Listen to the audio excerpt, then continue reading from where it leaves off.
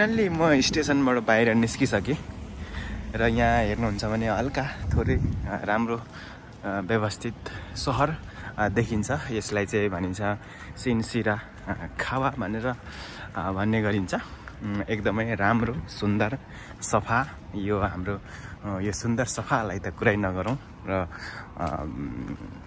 ट्राफिकको सिस्टमहरू, पैदल यात्री गर्ने बाटाहरू र सँगसँगै सम्पूर्ण कुराहरू समावेश गरिएको एउटा राम्रो व्यवस्थित सहर भनौँ, सानो सहर। र यतापट्टि हेर्नुहुन्छ भने चाहिँ यस्तो ब्याक गरेर हुन्छ स्टेसन चाहिँ यही नै हो। र यो माथिबाट चाहिँ बुलेट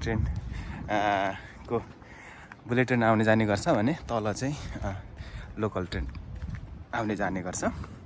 र यो व्यवस्थापन र यो सरसफाइ र यो सबै कुराहरू हेरिरहँदाखेरि चाहिँ मेरो देश पनि यस्तै भइदिए हुन्थ्यो भन्ने हामीलाई पक्कै पनि लागि नै रहेको हुन्छ। विदेशमा बस्ने हामी सबैजनालाई मेरो देश पनि यस्तै भइदिए हुन्थ्यो भन्ने हामीलाई लाग्न स्वाभाविक कुरा पनि हो हैन। तर विदेशमा बस्ने नेपालीहरू धेरै जसो चाहिँ के भनिरहेछन् भने विदेशमा देशको माया कति छ भन्ने कुरा चाहिँ विदेशमा बस्ने नेपालीलाई सोध्नु भनेर भन्ने गर्छन् हैन। तर म चाहिँ के भन्छु भने माया चाहिँ देशको, काम चाहिँ विदेशको भयो भने चाहिँ साथीहरू त्यो चाहिँ माया गरेको कुनै अर्थ रहेन हैन।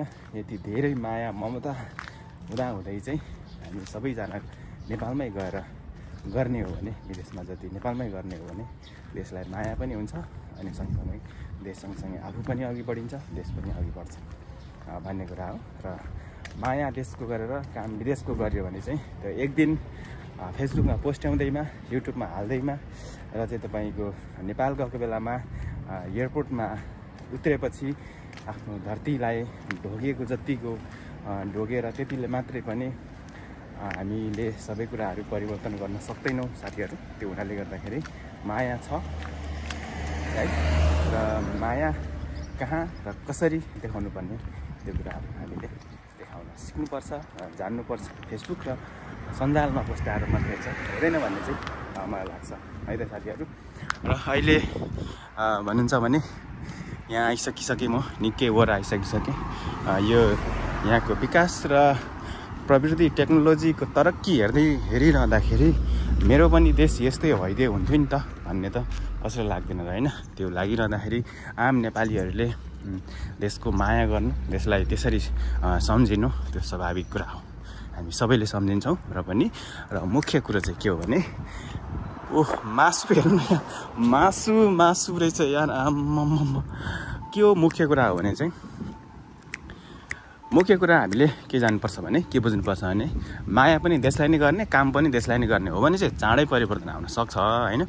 माया चाहिँ देशलाई गर्ने, काम चाहिँ विदेशमा गर्ने हो भने चाहिँ देश कहिले पनि अनि हामी पनि अनि हाम्रो समाज, हाम्रो टोल गाउँ, हाम्रो यी सबै कुराहरू चाहिँ कहिले पनि माथि उस्किँदैन साथीहरू है त। यही भन्न चाहेँ मैले। ल अब आज साँच्चीकै मौसम एकदमै राम्रो अनि यहाँ एकदमै हरियाली भइसकेको रहेछ अनि यहाँ नआएको धेरै भइसकेको थियो र फुलहरू बाटोमा यति राम्रोसँगले सजाइएको छ।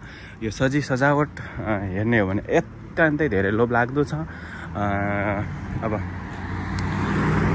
यो चिल्ला सडकहरूमा कति राम्रा गाडी है, कति राम्रा गाडी चढ्या हो र बाटोमा हेर्नुहुन्छ भने 4 को नाममा एउटा पनि छैन है। यस्तो छ साथीहरू। ल लेट्स आज यहाँ थोरै कुराकानी गरिहालेँ। देशको माया, विदेशको काम, यी सबै कुराहरू हामी सबैलाई थाहा नै छ। र विशेष गरेर आज म जुत्ता किन्न गइरहेको छु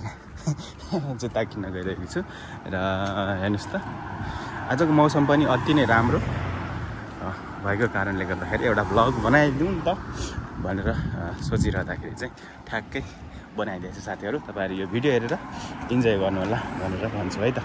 हस् त साथीहरू, अब सिधै म बजारमा गएर जुत्ता हेर्नेछु है त। Okay let's go.